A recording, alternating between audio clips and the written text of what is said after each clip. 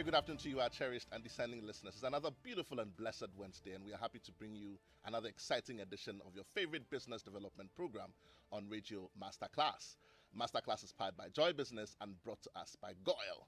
Goyle, they say good energy. Goyle, Yenara, Yedia. Masterclass comes your way every Wednesday at 1:30 p.m.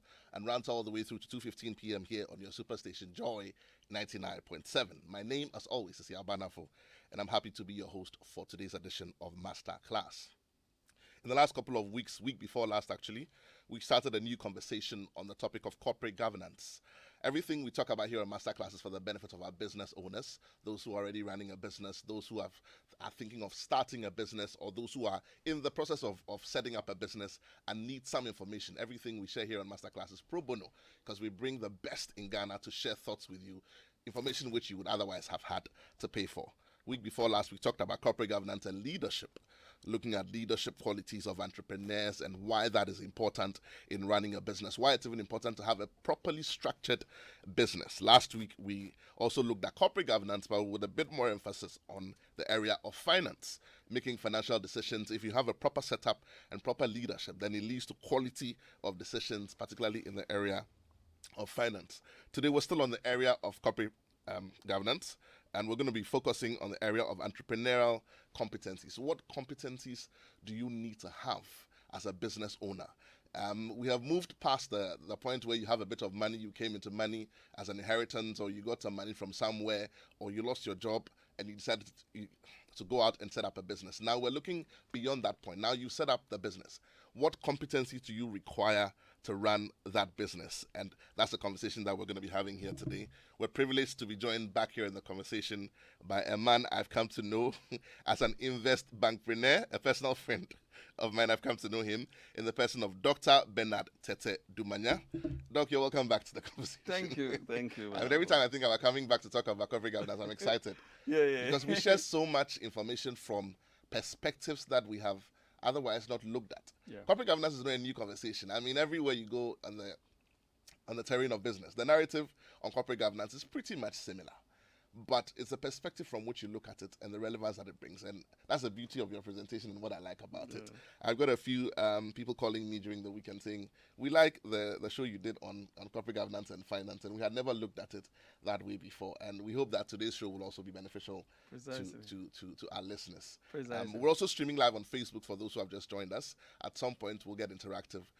We have some slides as well that we'll be sharing for those who like to take notes. So by all means, do follow us on Facebook on our page, and then you'll be able to watch us or be able to follow the slides as well. Doc, maybe a quick recap on our conversation last week on corporate governance and finance, and then we can go straight into entrepreneurial competencies.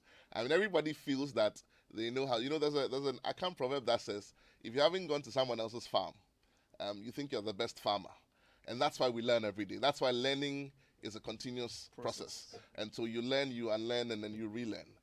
It's because there are new things every day. And the world is changing even at a much more faster rate than it used to be. Things that you talked about, of the fact that if the only business knowledge you have is what you learned in school when you were doing your master's 6-7 years ago, then it's become obsolete. It's it's become obsolete because it's of no use. Things are changing very by the fast. minute. Yeah. You know, very definitions are changing. Things a lot of things are changing, yeah. and so it's important to keep abreast with time. And that's why I like Masterclass, because we keep sharing things that are new and on the business terrain. That's right. Today we're talking about corporate governance, and we're looking at entrepreneurial competencies. Share some thoughts with us, but let's do a quick recap of last week first, if you will. Okay, yes. Thank you very much. Before I start, I want to thank my boss, Constance. I said, Constance, he does all. So thank you, Constance. I don't know where it is at the moment, and I want to also say that Commodities Investment Ghana is still around. In case you want to learn new things, like Yao is saying, we are ready to look at it. Last week, we tried to demonstrate the corporate governance, its importance to everyday life. And we went in to say that corporate governance in financial management is necessity. It will help us to get clear roles, know our responsibilities, segregation of our duties, and also tight internal controls, etc. And we said that any country that will not look at these things, you run at risk, because with frequent monitoring and controls will put you in a place where the moment you see what is going, it triggers what you're supposed to do. So we said that the new paradigm shift is ESG. I think we discussed that at length, and that is the way to go. And let me also say that if you also have issues of how to implement ESG, we are ready to assist any institutions, but this time it will not be free like what Joy is doing. Now, today I want to talk about competencies. And before I start, I want to say that, you see, competency is the capability to apply or use a set of related knowledge. The knowledge here is information. Skills here is services, and abilities. Abilities will be the facilities. Because in every business, there are three things that we need to look at. The plant, and like we are talking, I'm a plant in business sense, because I'm delivering service. Yao is a plant. But within the plant is also facilities. The facilities are the things that are around here that we use, the plant will use to produce. That enable you to deliver. Yes. And then we have the work design. Work design is the human resource. And today, the focus from the corporate governance perspective is on work design. That's the human resource. That's why we are talking about competencies. So I'm saying that the capability to apply or use a set of related knowledge, skills, and abilities required to successfully perform a critical work function or task is what we call competencies. Three key words are here: knowledge, skills, and abilities. So you cannot say that you are competent when you don't have the knowledge, you don't have skills, and you don't have the abilities. You must be able to get those things in place. You know, as you talk about those three things, I mean, I couldn't help just comment a bit that all the three words that you mentioned, knowledge, skill, ability, they require some kind of effort at some point, don't they? Thank you. I mean, even if you have a skill of doing something, let's say you're great with numbers, you need to hone the skill by practice. Yes. Isn't that the case? Yes. So if you're a business owner and you say, oh, I was born with this skill, I can do this better than anyone, what we're saying is that you still need to hone that skill by doing it a lot more. Yes. If there's an ability, you need to, I don't know what you need to do. Precisely. The ability is the facilities. Precisely. Yeah. So then they also need to be in good shape. Yeah. The effort is required there as well. Exactly. And then the knowledge is the information you talked about. Precisely. How do you know if you don't acquire the knowledge? So effort is required in all these three things that you talk about. Yeah. And I thought that I'd just chip that point home. It's important, yeah. And let me also say that learning process must take three dimensions. And the teachers will tell you, you have to have the cognitive, the intellectual development, like you said. Then you have to have affective. That's how you appreciation, your emotions, internal and external. And then the psychomotor. That is the skill level. And one of the things that I've seen here, probably in this part of the world, is that we don't develop the psychomotor. And I'm sure that's why Kwame Nkrumah brought the polytechnics and this to develop your skill set. So we are okay with affective domain. We are okay with cognitive domain. But we are not okay with psychomotor. And for somebody who is entrepreneur, all these three must come to bear. Must work together. Yes. Seamlessly. Right. Yeah. Otherwise, and you remember I said that what is your net worth? Your net worth is just your weaknesses and strength. And once you know you have a weakness somewhere, you need to get somebody to complement it. Exactly. And this cuts across even marriage, even whatever you do. You must look at this in that perspective. And that's the only way you can appreciate the dynamics. But the things that will make you see it clearly is corporate governance. Right. The segregation of duties, you know, the clear rules and regulations, work content, all these things, if they are in place, who does what will help you. Now, I want to put emphasis on this, that there are three key competencies. We have the core competencies, we have the cross-functional competencies, and we have the functional competencies. But today I'm going to talk about the core competencies. So I want our viewers or listeners to be clear. It's the core competencies that I'm going to talk about. But two things drive entrepreneurship, which corporate governance needs to focus on. The first one, remember, yeah, we said that in every business we have person, profession, and enterprise. Okay. So now I'm talking about the person. Now, I'm saying two things drive entrepreneur. We have entrepreneur, we call entrepreneur promoter.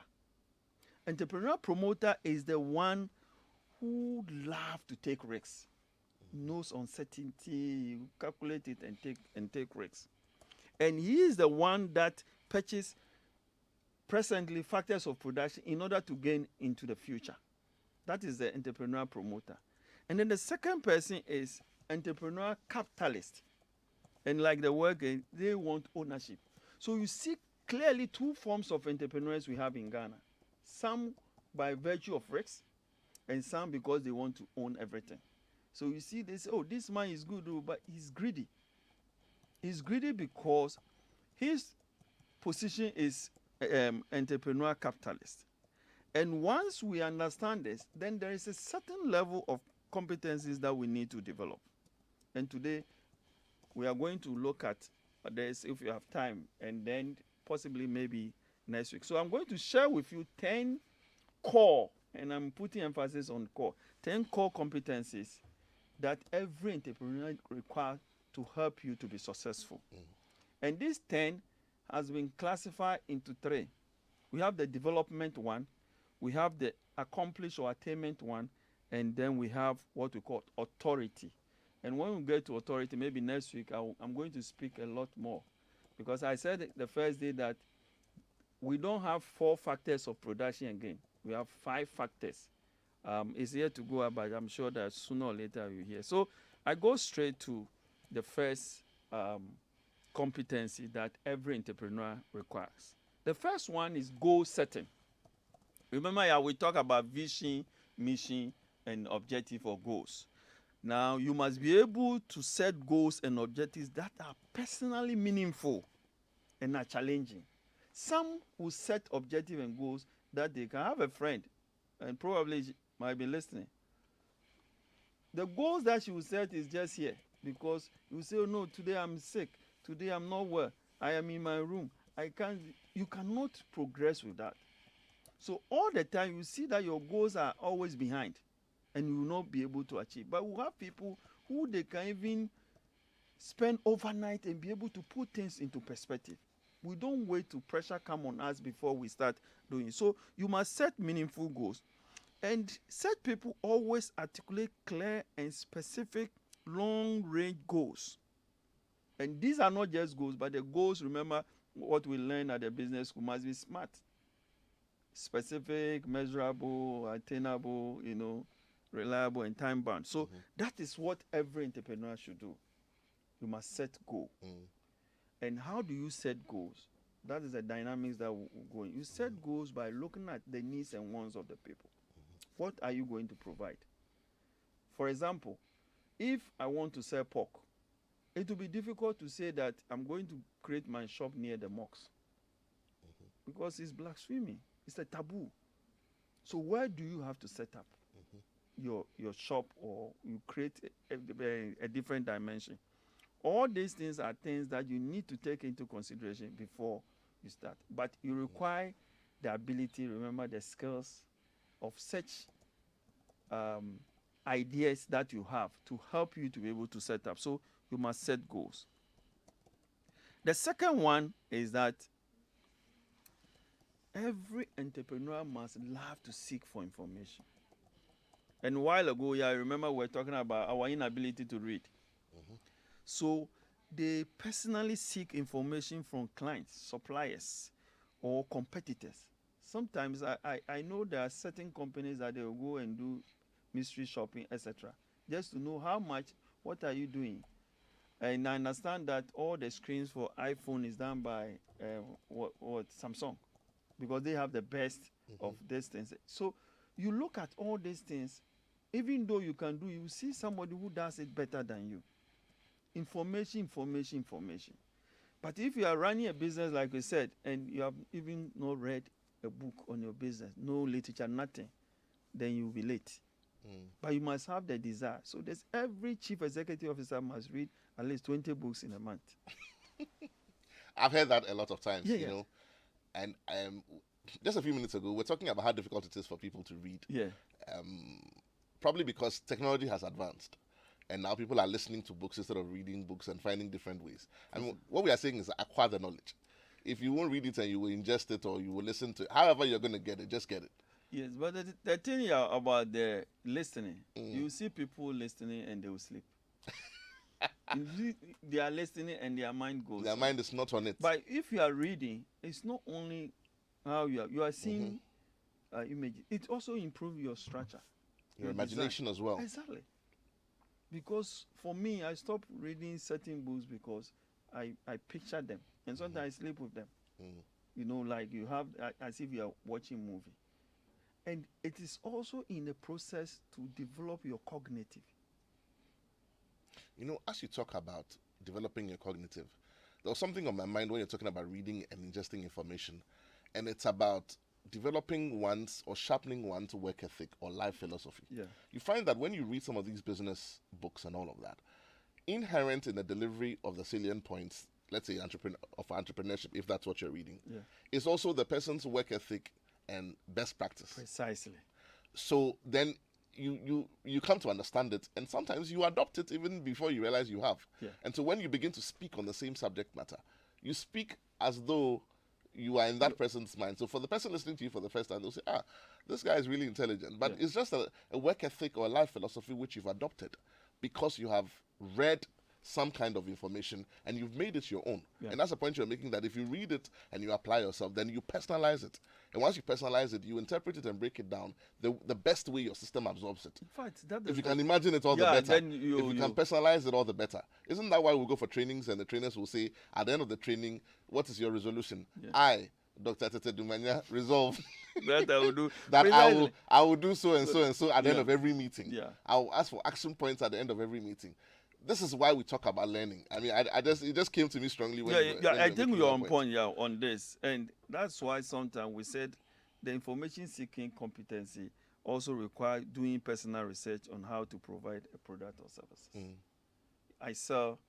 I give out product, but I don't even bother what goes on. If I ask you what constitutes the water I'm selling, I don't know. How are other people doing this? I don't know. You know, there is a proverb that we normally talk about, and the point I'm going to make talks about a business owner not necessarily having to know everything, but there is a need to understand a basic level of everything. Yes.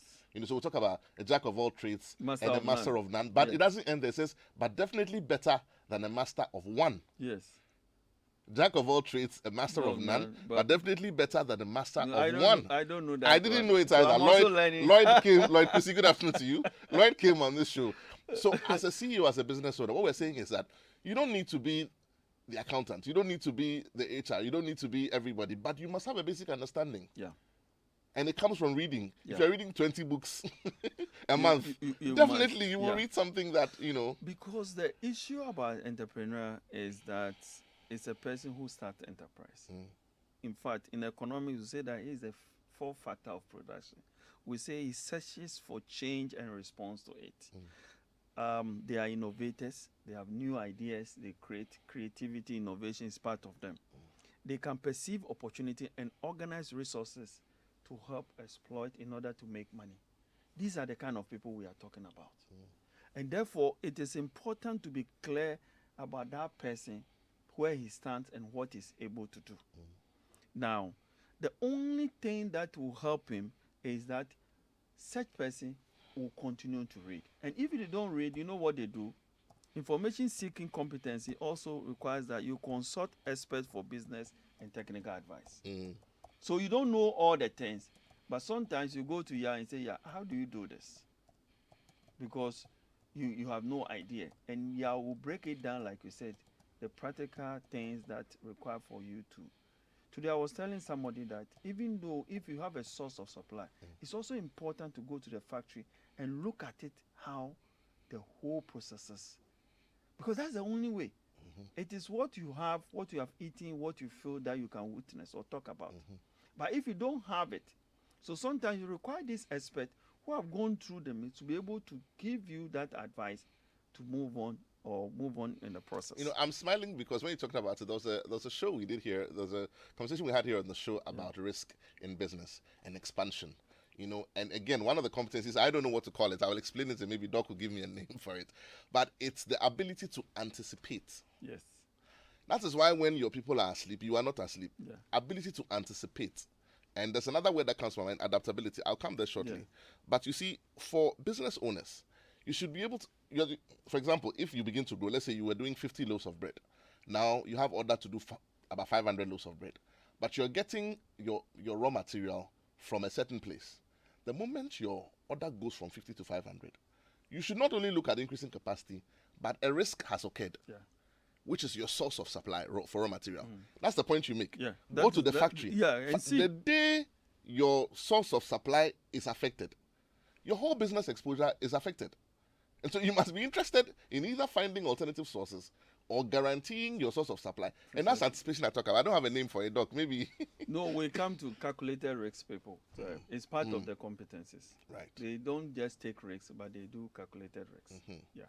So you see, a while ago, we are talking about goal setting for entrepreneur. And then we're also saying that as a competency, then we're also saying that information seeking also as a competency. So I'm moving on to the third one. No, hold on for me. I want my listeners to be a part of this conversation. If you just tuned, this is Masterclass here on the Superstation Joy 99.7. We're talking about entrepreneurial competencies and our corporate governance. We take a quick message from our sponsors. When we come back, we get interactive. We go on a quick break right now. Your favorite on-air business development program, Joy Business Masterclass, is in session, and you can interact with us on Facebook via the Joy 99.7 FM or Joy Business pages. If you tweet, the handle is at Joy 997 FM or at Joy Business GH. Don't forget to hashtag JB Masterclass. You can also call us on 0302 216541 or send your questions and contributions through to the WhatsApp number 0551 111997, and our facilitators will address your concerns. Attention everyone, class is in progress. Welcome back. If you've just tuned in, this is Masterclass here on your Superstation. We're still talking about corporate governance and entrepreneurial competencies. Dr. Tete Dumanya is here with us in the studio. We're interactive right now. Numbers to call 0302 216 541. That's 0302 216 541. You can also send us your comments on 055 1111997. That's on WhatsApp. Numbers to call again 0302 216 541. Or send us your comments on 055 1111997. If you have any motor vehicle of any kind, Goyle has some great news for you. Goyle, your oil marketing company of choice, keeps making life ever so convenient.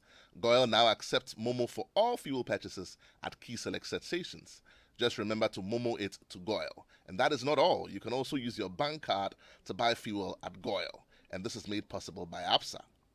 Drive to any of our Goyle filling stations now and buy your fuel. Pay by Momo or by bank card and you're good to go. Goyle, good energy. Goyle, Yenara, Yedia. Phone lines are open 0302 216 541. You can also send us your comments on 055 1111997. We're talking about entrepreneurial competencies and corporate governance. How do you run your institution? What are the competencies you have? What are the competencies you are trying to acquire so that you can become great for your company and great for our country, Ghana? Doc, we're talking about the last competency. Maybe we could do that before the phone lines start ringing. Yeah, the third one. Yes. So we have talked about goal setting, the information. The third one is systematic planning and monitoring. And by systematic planning, we are saying that you have a larger plans that you break into units. For example, if I want to sell 50,000 bags of cement by the end of the year, you can now divide the 50,000 by 12, and you know you have a target. And I kept on saying that if the roles are done properly and you follow the corporate governance principle, every staff will be able to know what to do. Because sometimes you ask them, you say, what happened at work today? Today was boring. Who told you work should be boring? Because you have nothing doing. And I was told, I've not seen it, our minister is the same. He comes back and he said, we didn't do anything. Oh, but there are people who go to work and they don't do anything. And Really? they come back. It's because corporate governance is not working. So once you know your roles and your duties, you must be able to know what to do today. In fact, as I said, I know the whole year I have my target. but I break them into 4 parts, and I know what I'll do monthly. And at the end of every month, I assess and see. So you see the banks, they do MPR, isn't it? Where every month they have to check.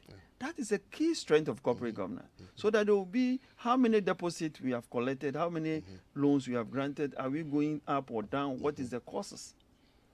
It is important for us to be clear on that. So systematic planning is good. It's not, sometimes when you ask some entrepreneurs, they say, oh, the plans are in my head.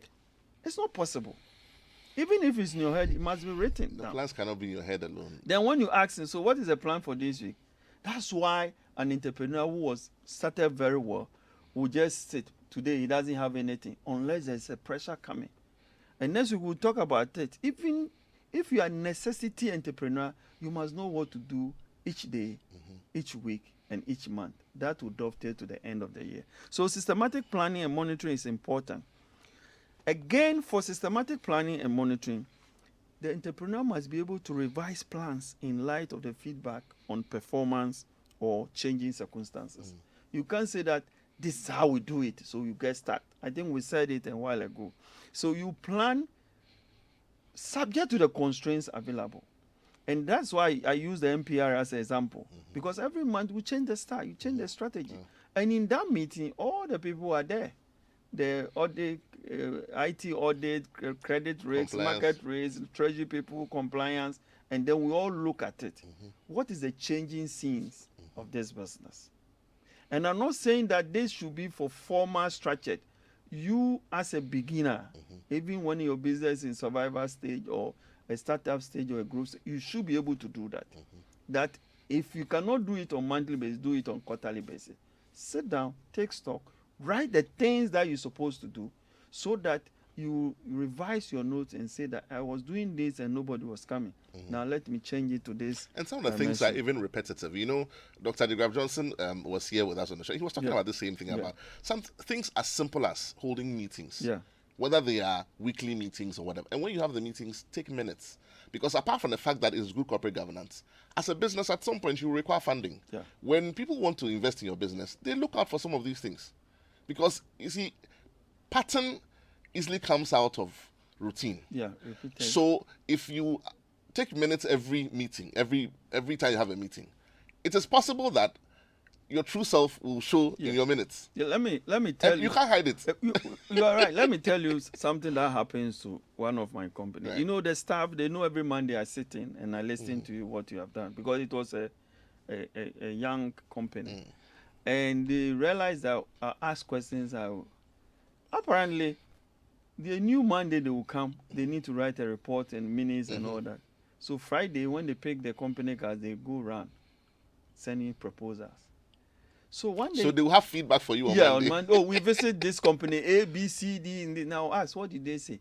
But the stories were not adding up. So one day, after they have gone, I follow up as a CEO. And to my surprise, even though some of the proposals were left for watchman. So it didn't go anywhere. It didn't go anywhere. But because they want to impress me. And I'm saying that if it's not because of the practice of corporate governance, I would have sat down to the end of my life. Nothing will happen. And the truth is that you can't do it all yourself. I got a caller on the line. Good afternoon. You're welcome to Masterclass. Your name and where you're calling. Yeah, good afternoon, boss. I hope you're doing well. Oh, this is Adima Joseph from Tonight Tema. Good afternoon, Adima Joseph. How are you doing, my brother? I'm very strong. I hope you're also doing wonderful. Great. Talk to me. Yeah, your guest just make a mention of you shouldn't be sitting at the office saying that there's no work. If, let's say, I'm a employer, then my employee, and my employer needs to give me work. Like, let's say, for instance, we are doing clearing and forwarding. At the moment, we don't have any consignment to clear. And I'm at the office. Am I the one who should create something for myself to do? Or my employer needs to make sure that every day I should get something doing? Okay, Admiral Joseph, great question. This one, I won't even let Doc answer it. I'll help Doc. The both of you should solve this problem. And the reason is this. Your employer should make it clear what his business plan is so that on the daily basis, there is work for you to do. Now, you gave the example of being in a freight forwarding company or a clearing company. Admiral Joseph, if business has not come for you to clear, you could read or benchmark the other clearing companies within the Tema Enclave and find out that what are the different types of goods that can come to be cleared? What are the different rules that apply to the different goods? What are the different insurances that apply. You can gain information. So when work has not come, you are gaining information and you are becoming better so that the day work comes. So work is not only what has been given you, but what you also apply yourself to. Doc, I don't know if... You are right. So let me give a classic example because I work at the bank. What we do at MPRA, then we look at all the banks, where they deposit, which area, which location, where they gave credit, what was the reason. We do those things at off-season. Now, what Nana is, Mr. Barnafo is saying is right. If you have the system there, you know that when it's off-season, who is clearing more than? Who is your competitor? Why is it that he's getting business more than Exactly. you? So you don't only work when there is clearing. And remember, when you are working, there are two things that you have to. You have to get something we call career development and the money. Exactly. So the career development is not only clearing. And if you look at one side, you lose. But you must also try to read about, and I said that, read about the business, even off-season, is a way to build your capacity. Exactly. But all is because the employer, like he said, has no system in place. Yeah. And believe me, you, the employee, can also create the system for the employer. That's the only way you also have confidence in you. And the thing is that once you do things like that, maybe the employer hasn't averted his mind to these things. But once you begin to do things like that, I know there's ingratitude. I helped him build his business and he sacked me and all that. But you become invaluable to the employer. At some point, he realizes that, listen, I didn't even realize that this is the thing. You have so much institutional knowledge that now he needs you. Then you can go back and negotiate. Precisely. You know, so there's a lot you can do. Yeah. Phone lines are still open, 0302-216-541. You can also send us your comments on 05511-11997. I think I've got a message on social media.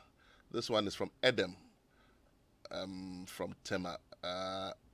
Adam says, thanks for the refresher on corporate governance. Question 1, separation between compositions increases costs. So at what stage of growth? Okay, he's talking about getting different people to handle the different parts of the business. And then he says, lastly, regulations and corporate governance tends to delay processes. I congratulate our expert for his smooth and clear delivery.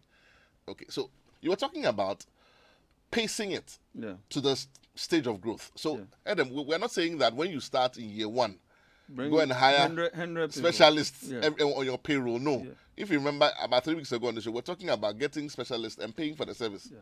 There's some roles outsourcing.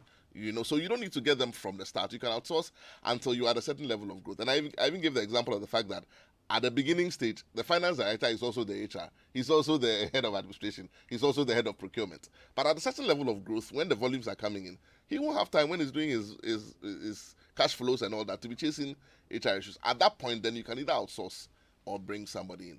Doc, but I want to add that we have what we call cross-functional competencies. And by cross-functional competencies, we want to say that that person cuts across. He has a computer skills, he has a budgeting skills, he has this. So if your corporate governance is working well, in recruiting, you look at that aspect of the person who is coming. I have a question on recruitment. You have just hit the nail on the head. Okay, so there's this one is from Sir Frederick in Kasua. Sir Frederick says, good afternoon, Yara and guests. I hope you're doing well. I often get business ideas, but it seems that I don't have the drive to get it started. I see others going into the same business a few months later. How do I overcome this challenge? So he gets the idea, he's unable to put it on paper or start it, and then a few months later, so he sees that other people have started the same business. I think we said a while ago that it's not enough to think. I mean, when you dream, you can forget. But when you dream, you must translate it into writing. And once you start writing, the thing I appreciate about writing is that it is where you bring all your faculties on board. So write it, study it, make correction, make adjustment, and let's see. But it's also come to what we just said. What do you need to be able to start? Where are your weaknesses? What is your strength? You come to somebody, look, this is what I'm capable of doing. Can you complement this to help me to take this business to take off? If the person say yes or no, you move on. But often you will get somebody who will say that, oh, for what you have done, I can just complement this and help you to take off. So you should look at that aspect as well. All right. So, Sir Frederick, find partners who will support you, or find people who can advise you, professionals, and then start, no matter how small. And I suppose that if we have any lawyer friends listening, they'll say that make sure that you register the business. Yeah. So that, that's the most important. In terms of protecting your idea, then you're protected, and then you can start so that nobody steals your idea. But the thing about business ideas is that with a bit of experience, I've come to see that when an idea comes to you, it didn't come to only you, it came to 100 other people. Yeah. Simultaneously. It came to 100 other people. So if you don't move. And you see, if the idea cannot translate into money, forget it. It's very important. Ask yourself. You see, people enjoy being called CEO. This, I think, for me, that is not what is important. Every idea must translate as entrepreneur into money. That's the bottom line. So you may have this nice idea. I have a friend who always come. Let's do this. Let's create a helipad. Let's do this. And I said, Ghana, people are hungry. They have not eaten. How do you look? And I can go and create a helipad in probably Nima or something. Where am I going to learn? How many people are going to patronize it? So you see, very good idea, but it becomes white elephant. And that's what we need to avoid. I was going to talk about recruitment. How can an entrepreneur use recruitment while we're waiting for the lines to ring? I think I have a few more minutes to take maybe just one or two more calls. The numbers to call 0302 216 541 or 055 1111997. We're talking about corporate governance and entrepreneurial competencies. What's the situation in your business? What is your personal experience? Pick up that phone, share with us. Okay, I'm waiting for some comments on social media as well. So I was going to ask, how does an entrepreneur use recruitment to solve the problem of deficiencies in his corporate governance structure? Let's say he doesn't have a structure in place at all, and he's trying to put one in place. How does he use recruitment to solve that problem? I've got Papa Ansa from Latte Kwapim. Papa Ansa says, good afternoon, Chairman. Please ask your guest, with ideas that he has given, whether a spare parts dealer can approach him. So he advises him on how to grow his business. Yes, why not? Every business can approach him. I've done work for Smido when the late JB Dankwa was alive. Right. I did most of the skeleton. So maybe what we'll do is that you put your details out before we go, so that Papa Ansa can reach out to you, or your company, and they can get some help. But I've got a caller on the line. Good afternoon. You're welcome to Masterclass. Your name and where you're calling from. Good afternoon. I'm Kofi calling from Kaswa. Good afternoon, Kofi. How is Kaswa this afternoon? Kaswa is very hot. Wow. Hotter than fire. Wow. A few more hours and the sun will go down. You should be fine. I'm just hoping so. Right. You see, my issue here is that I'm a poultry farmer. Now, I have been able to raise birds of 2,000, and to the extent of building to have 3,000 birds. This is the situation at hand. Because the dollar has depreciated high, when I was building my structure, I had to pay more. So the money I saved to buy feed for the animals went into the structure. Now, this is it. I have 5,000 birds. I am unable to take care of them. The bank is making it difficult here to access facility. Why? They are requesting for what? A collateral. How do you expect a young entrepreneur, 30 years, 31 years, have a landed collateral to secure a facility? I want to ask, how do you do that? Okay, very brilliant question. Please keep listening. Doc will give us an answer. Doc. Okay, what's the name? Kofi from Kaswa. Kofi, what you have to know is that bank doesn't support startup. The definition of bank is that they are intermediary and they mobilize from surplus and give to places where there is deficit. And therefore, banks will not take that agricultural risks, etc. But the important thing is what we said from the beginning. Company is registered. You have board of directors. It can be 2, it can be 3. The essence of taking these people is to add value to your company. For example, if I'm on the board and this issue comes, maybe I'll guide you and say that, look, I know Yao works at the bank. He has plenty of money. Yeah, can you help this boy? I know genuinely. I become indirectly the guarantor. And that's what we call social credit. Mm-hmm. But if you want to run one-man show, then you run into some of these difficulties. Let entrepreneurs know that it is not the duty, the way everybody is talking about bank and banker, it's not the duty of bank to finance. They do corporate financing. They don't do project financing. Because the project financing is non-recourse. It's based on your cash flow. And when I believe in it, I'll finance it. But banks has collected people's money and they are accountable to them. So if they are not sure of what they have to put in, they will not give you. So this conversation, we need to have it and get an expert to help you to be able to structure and get something to run your business. Let me help you, Kofi. I'm going to put a number out, and it goes to Dr. Tete Dumanya and his company. They are able to help you and offer advisory information on where you can get funding, or for anyone else who's looking for funding or to restructure their business. You can call this number 020-163-8344. That's 020-163-8344. You'll get to reach Dr. Tete Dumanya, and they'll be able to give you some good advice on how you can get funding or make yourself investor ready, so that you can get all the support that you require. Unfortunately, time has run out. This is all time will allow us. Thankfully, we're back on your radio again next week with another exciting edition of Masterclass. Hopefully, Doc will still be here with us and share some additional thoughts with us. But thank you so much for joining us. This has been Masterclass. We'll see you same time next week.